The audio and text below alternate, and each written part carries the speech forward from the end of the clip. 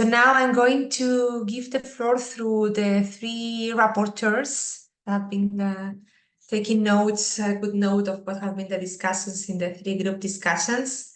And I will start with group number 1, creating youth-friendly spaces through place-based initiatives. That is going to be my colleague Ursula. So Ursula, what are the main Thank you. takeaways? And I will just very quickly show a slide that tries to capture. We have very rich discussion, and it's really not possible to present everything that we discussed. But we had also very interesting contribution from Romania, from the same lag as Julia Napoca, I think.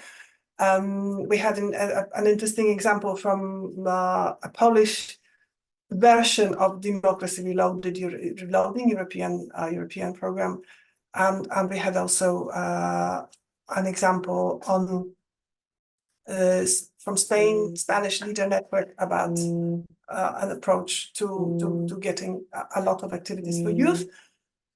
I think we came up with most recommendations that are not so much about how to make space for young people, but actually to encourage them to participate. There were a lot of recommendations about how to make sure that they actually can participate and that they can be involved in a meaningful way.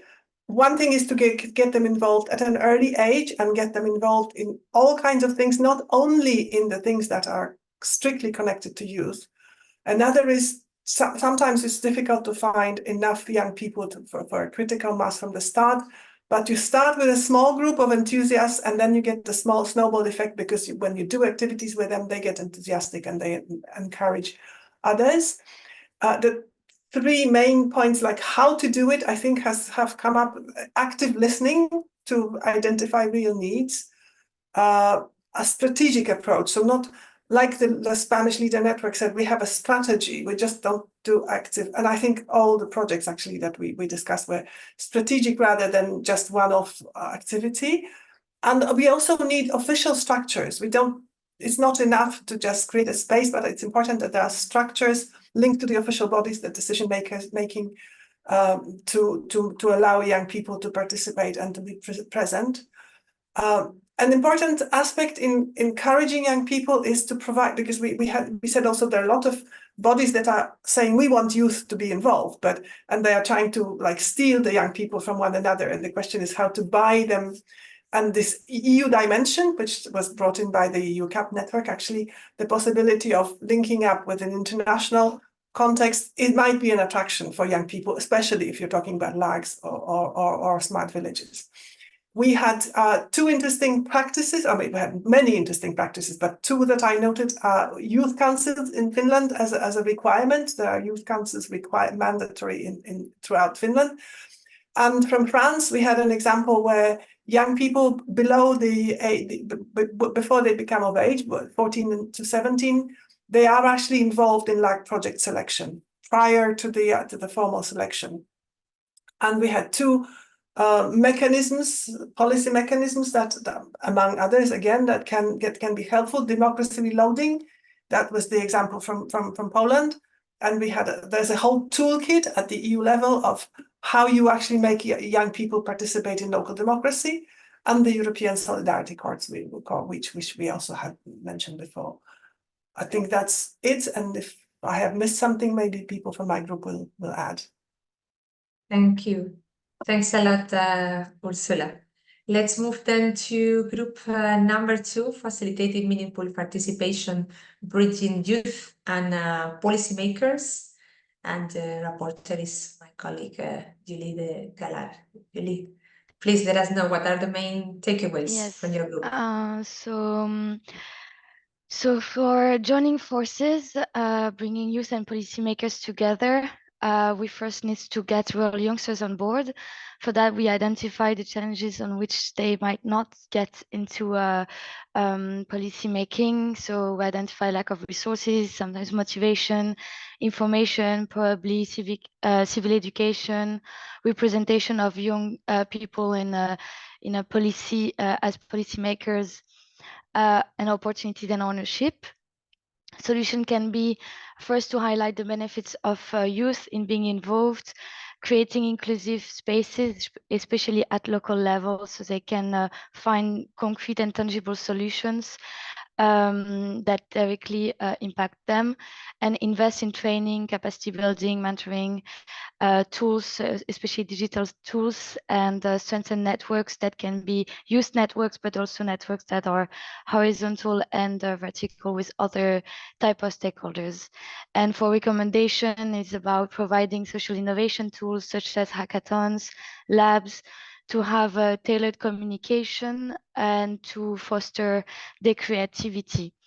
Because youth can be creative in finding a solution for the future that has not been already identified for today's challenges. And to get policymakers on board, the challenges is that there might be a lack of youth acknowledgements, as Hannah was saying earlier, that they might not be seen seriously by policymakers, that there is a lack also of youth representation among policymakers, and we might lack also of honesty and transparency from policymakers. Solutions can be engaging in dialogue with youth, offering funding opportunities such as participatory budgeting, Erasmus+, and other programs that we mentioned, and raise awareness to policymakers on the importance of involving rural youth voices. And some recommendation is that youth voices should be seen as opportunities for the future of rural areas. The solution that hasn't been yet identified to these challenges can be identified maybe by youth. That will be the future of those areas. Involve youth at the core of policymaking process at all stages, and also follow up after they have been involved on what has been put in place. And especially those policies that directly impact them, and very importantly, provide the space for dialogue. Voilà. Thank you very much, Julie, for this comprehensive summary of the main takeaways. And now for the group 3, empowering local youth voices and advocating for rural perspective at national and European institutions, I'll give you the floor to my colleague Enrique Nieto. Thank you, Patricia. I just want to highlight four main points. The first one is not new. We say in order to connect at national and European level, you need to start grassroots, you need to start bottom up, you need to start at local level, providing the spaces there. In fact, in our group, it came as well the idea that there are many, Ursula, you mentioned creation of formal spaces. Here as well, it was mentioned in our group as well, existing informal spaces. Young people connect without having to and organize themselves to participate without generating any formal groupings, and there are examples of that. But we need to start there, of course. Then to connect to the different levels, they need to connect all levels, European, national, locals. To do that, you need to have spaces everywhere. Okay, so from our group, we receive feedback that at European level, there are quite a number of spaces already available. And then country per country, the situation varies. So you have countries where they have whatever format you want to call it, youth councils, rural youth councils, rural youth parliaments that help to create those structures to enable policy discussions as well. But in some countries, they do not exist, and this needs to be addressed. In there, in order to enable as well the participation, we were discussing about the profile. Probably not everybody will participate or engage everywhere. So the concept of supporting ambassadors or whatever name it is used, those that are more active, more keen to devote time. It's also those that can overcome, in many cases, the language barrier to engage in the different levels. It's something that came up very important. And then 3 additional points that were not mentioned. Digitalization. we have here two issues. Many rural areas will not, I mean, young people connect very much as well digitally. And when we talk about engaging at different levels, the digital tools are very important. But here we have problems in rural areas of digital connectivity, digital infrastructure, but as well an important aspect raised is that many young people do not have, I mean, you know, we're talking about people perhaps with the lowest income jobs, okay? That or they're interns or something. So the economic capacity do not allow them to really buy, for instance, the right equipment to connect online. They could be pretty expensive in some cases, laptops, etc. So, you know, a recommendation was to offer some sort of support first to roll out rural digital connectivity everywhere, but the second is to provide support to buy and equip young people to connect. And the other one in some cases as well is the digital skills, so to connect and be able to use the different tools. So this is kind of part of capacities as well. So digital. Third, capacities. In terms of those engaging at different level, capacity to on areas like advocacy. We mentioned mentoring, public speaking. Those are kind of the skills mentioned to improve capacity. So there could be programs focusing on that, particularly on those as well engaging in this national level type of platforms. Information, so improve the information on how young people can engage as well in these different levels. And let's think as well capacity time. In many of the cases, you know, the people are engaged, or young people are engaging on a voluntary basis. Many cases they might be working or doing internship, and they cannot do the two things at the same time. So it is important to take that into account and support for that sometimes, because sometimes a lot of work is expected from them with zero remuneration. While when we talk about other areas and other topics, perhaps the time they devote to participate in this forest is somehow supported and paid.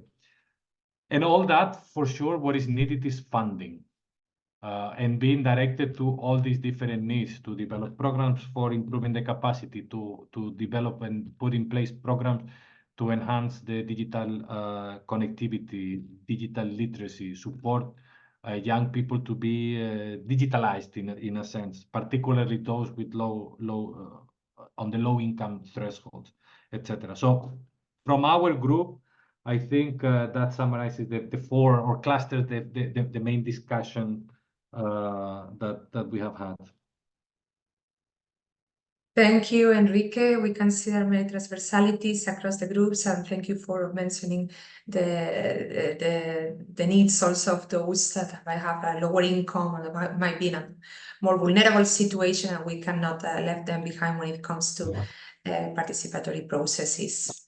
Thanks a lot to all the people that have been contributing actively to the discussions and to the speakers also in the groups. Now, before we move to what is next in the Rural Pact after this, I wanted you all to encourage to fill in our survey form. My colleague has just put the link in the chat. It's the same one that we used early in the morning for the icebreaker, and you can also scan the QR code with your phone. Just opening it. And just to mention that this is a very useful tool for us to allow us to understand what worked better for you, what aspects we would need to improve. If you have any other suggestions, anything that you would like to share with us regarding how it has enabled you to exchange with others, how it has contributed you to learn from other projects and practices, how would you rate the overall organization and implementation? 1 is the lowest and 4 is the highest, as you can see there. How would you rate the preparatory work behind it?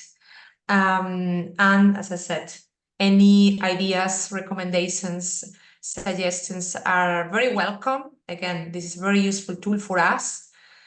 We are going to move with the rest of the program so that we don't take a lot of your time, but the survey is open, even if we are taking it now from the screen. So please keep sending your responses with your phone and with your or through the link that you can find in the chat. And thanks again for contributing to that. Now the next is giving the floor to my colleague Pascal, who is going to tell us very briefly what's next for the Rural Pact community. Thank you, Patricia.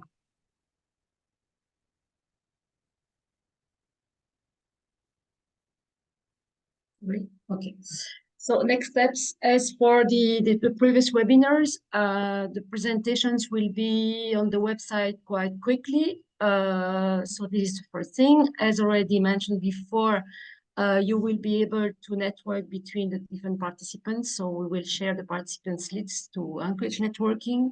The video recordings of the plenary sessions will be also available together with the presentations, and we are going to prepare a short report with the main outcomes from the plenary sessions as well from the breakout.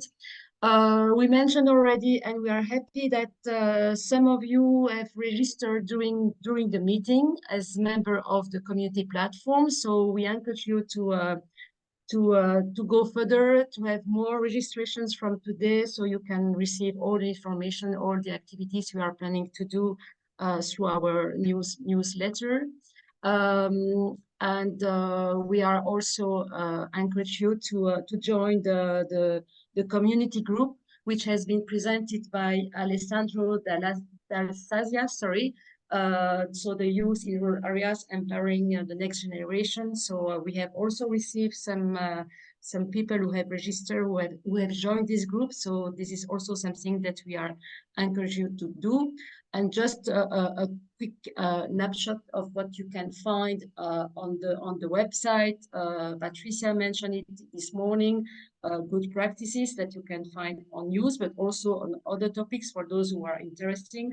An important publication that has been developed last year, which is making the Rural Pact happen in member states, with what we are now working to support, to implement the Rural Pact at national level, but we are also going to work at local level. It has been mentioned as we're doing the morning that the Rural Pact could be translated at local level, also around the youth, the youth issues.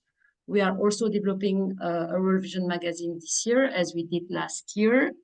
And in terms of upcoming events, there is an important link to what I have just said, an important policy lab, which happening on the 22nd of May on translating the Rural Pact into action at local levels.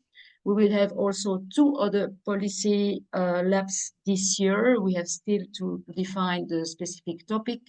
We are also organizing a webinar on the mobility, rural mobility, on the 20th of June, and we have just launched today the expression of interest, and another good practice webinar that has to be organized a bit later during the year. And that's it for me, Patricia. Thank you, Pascal. Thank you for being so quick. And again, as we have said a number of times, and you have the information in the chat, it is very useful if you want to keep receiving information of what is coming. Please do register in the link that we put for the community group on youth, but also to become a member.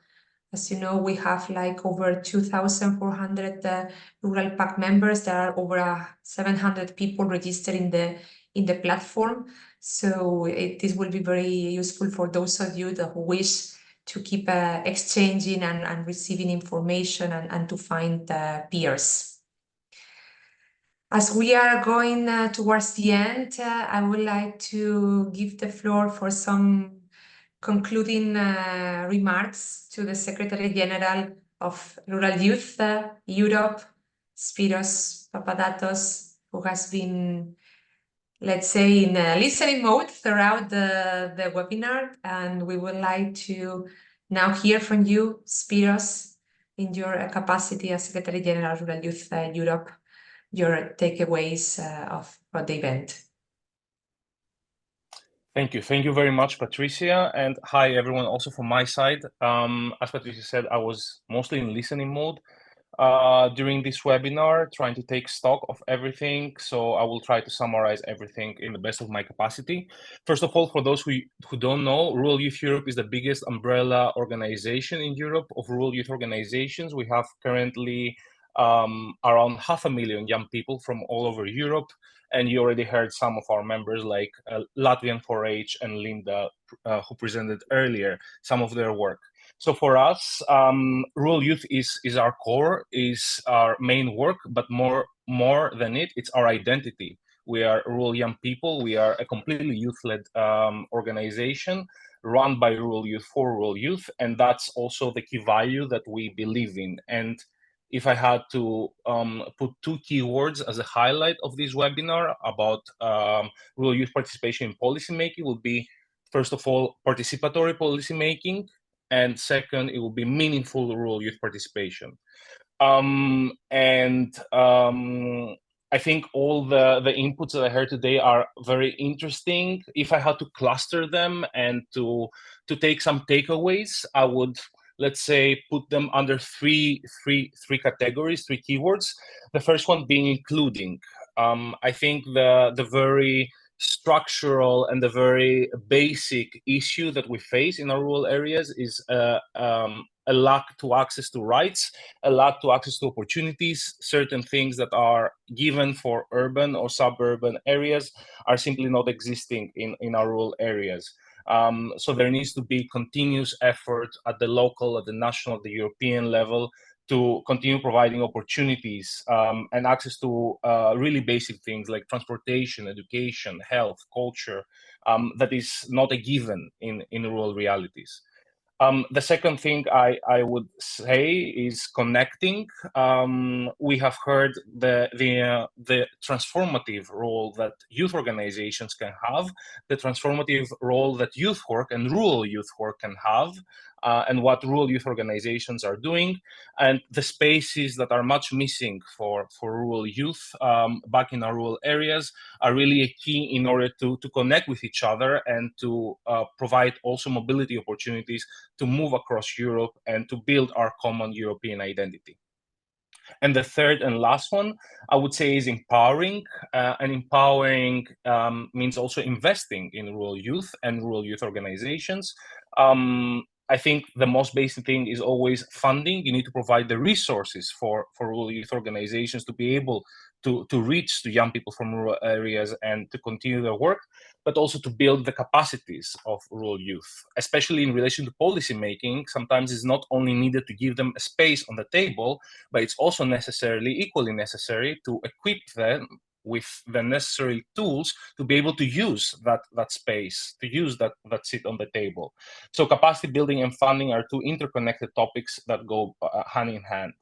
And for us as Rural Youth Europe, through our membership, we will try to continue bringing Europe and the European values in rural areas, because we believe in the power and the talent that exists there.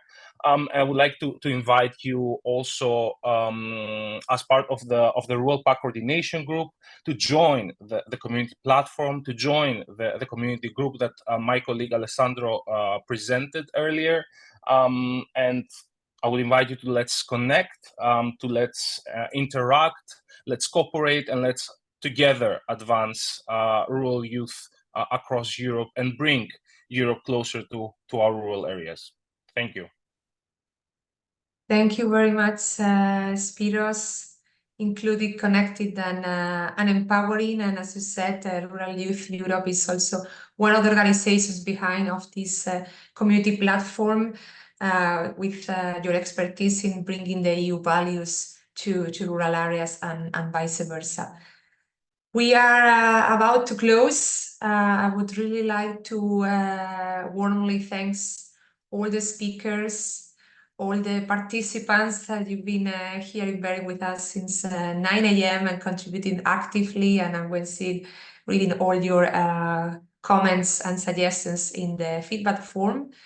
And before I wrap up, I would like to give the floor to Marina Arroyo de Blas, from Director General of Agriculture and Rural Development, who has been also the brain behind this good practice webinar with us in the Rural Pact.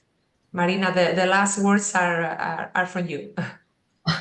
Thank you very much, Patricia. Well, the brain, I must say that I have not done anything. So I start to thank all the participants for having, and the speakers for having taken the practices here, but most of it for the good examples. And I don't know, how can I say it, for chance also the this image of rural areas, not for the work every day in these rural areas to make them better place, because we, what we've seen today is this importance of this active participation of youth in these rural areas, and the need to keep supporting these structures and association that they bring this to us. Also, thank you very much for the Rural Pact Support Office for organizing perfectly this good practice webinar, having contacted all of you, keeping the time, the facilitation. So thank you very much. Actually, they are the ones having done all the job. And also, I must thank the rural youth, our colleagues from EAC. I don't know if they're still with us, but it's been very good to know, and very good collaboration also for them, and all the elements that they have of rural in their policy. And it's good to know about them and to keep working on them, and to see how this rural element is embedded so much in their policy. And finally, also for to Rural Youth Europe, because they're been a strong partner in this in the organization of this good practice webinar, for their role also in the Rural Pact coordination group of Spyros. Thank you very much. I think it's very important for the creation of the group. So I must say they're extremely active. So, and thank you very much, all of you, of having stayed for us until that long. And bon appetit, we will say here in Belgium. I think it's time for everyone to go. So goodbye, colleagues.